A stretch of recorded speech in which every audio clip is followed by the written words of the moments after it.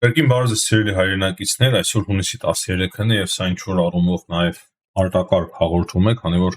ինչպես արդեն տեղեկացրել էի, Իրանի վրա հարձակում է տեղի ունեցել Իսրայելի կողմից, այս հաղորդումը ավելի ինտերակտիվ ձևով փորձելու եմ այս հաղորդման ընթացքում ցուցադրել, թե ինչ է տեղի ունեցել եւ ինչ է տեղի ունենում եւ ինչ կարող է տեղի ունենալ, այդ թվում նաեւ փորձելու եմ ներկայացնել նոր հետաքրքիր կարևոր մանրամասներ։ Սկսենք նրանից, որ Իսրայելը հայտնում է, որ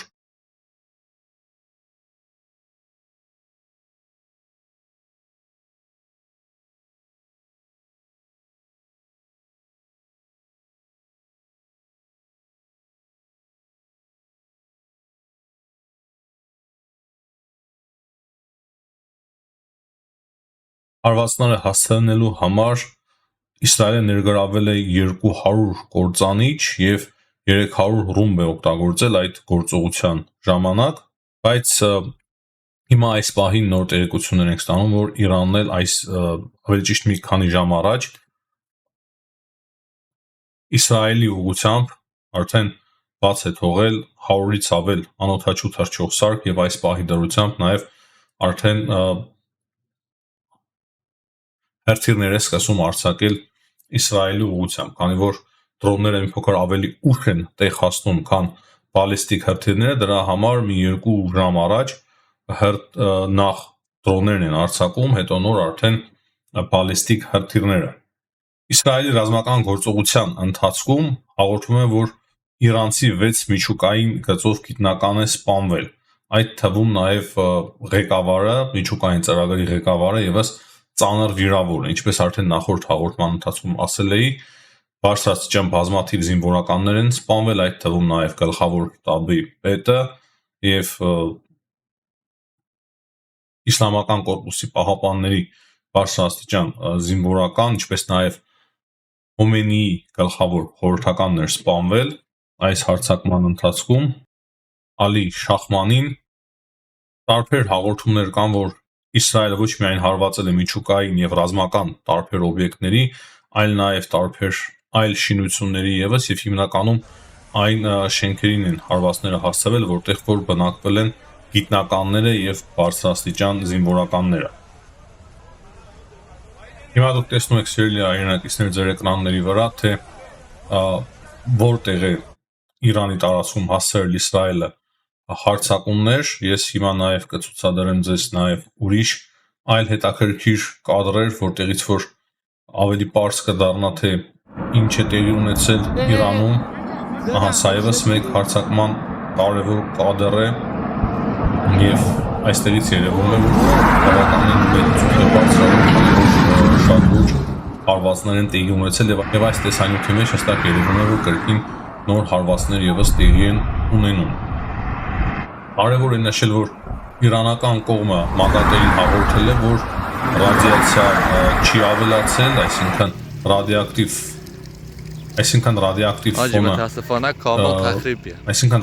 ֆոնը չի ավելացել Իրանում, դա ևս շատ կարևոր տեղեկություն է։ Եվ ինչպես երևում է տեսանյութներից, սարերի վրա եւս կան հարվածված ծված տեղեր, հավանաբար այդտեղ Իրանը այդ սարերի վրա Իրանը պատրաստում էր իր միջուկային ծրագիր, այսինքն ոչ թե սարերի վրա, բնականաբար գետնի խորքը, բայց այդպես է երևում համենայն դեպս այս կադրերից։ Հիմա առաջարկում եմ լսել, թե ինչ հայտարարություն է արել Բենյամին Նետանյահուն Իրանի վրա հարձակումը սկսելուց առաջ։ Րոպե առաջ Իսրայելը սկսեց վերբարձրացող առյուծ գործողությունը, թիրախային ռազմական գործողություն, որի նպատակն է հետ մղել Իրանի սպառնալիքը Իսրայելի գոյությանը։ Այս գործողությունը կշարունակվի այնքան օր, որքան անհրաժեշտ է այս սպառնալիքը վերացնելու համար։ Տասնամյակներ շարունակ Թեհրանի բռնապետերը բացահայտ անամոթաբար կոչ են արել Իսրայելի ոչնչացմանը։ Հաստատի սա շատ լուրջ պլանավորված օպերացիա է։ Հռետորաբանությունը հաստատեցին միջուկային զենքի մշակման ծրագրով։ Վերջին տարիներին Իրանը արտադրել է այնքան բարձր հարստացված ուրանիում, որ բավական է 9 ատոմային ռումբի համար։ 9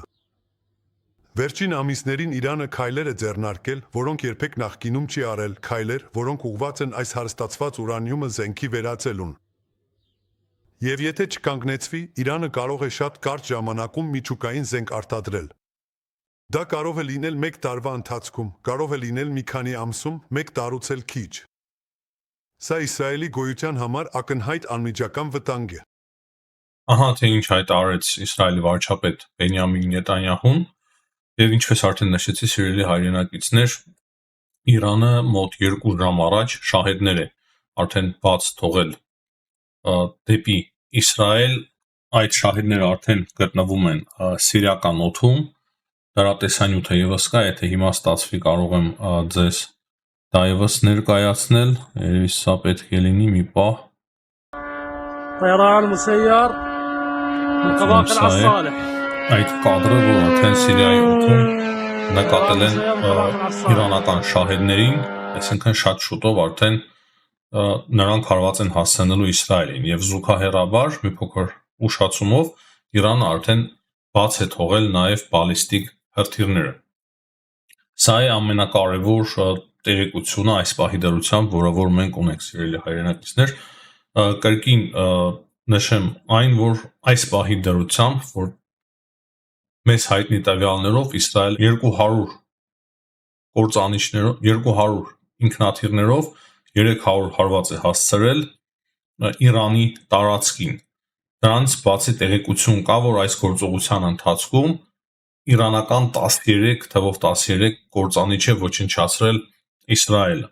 Այսինքն ամեն ձևով փորձել է գլխատել իրանական բանակը շատ լուրջ ձևով պատրաստված լինելով այս կարևոր իրենց համար կարևոր օպերացիայի համար։ Եվ կարևոր նոր տեղեկություններ ենք ստանում, Ամերիկայի Միացյալ Նահանգների նախագահ Դոնալդ Թրամփ հայտարարել է, որ եթե Իսրայելի նկատմամբ հարված տեղի ունենա, ապա Ամերիկայի Միացյալ Նահանգները պատրաստ են պաշտպանել Իսրայելը։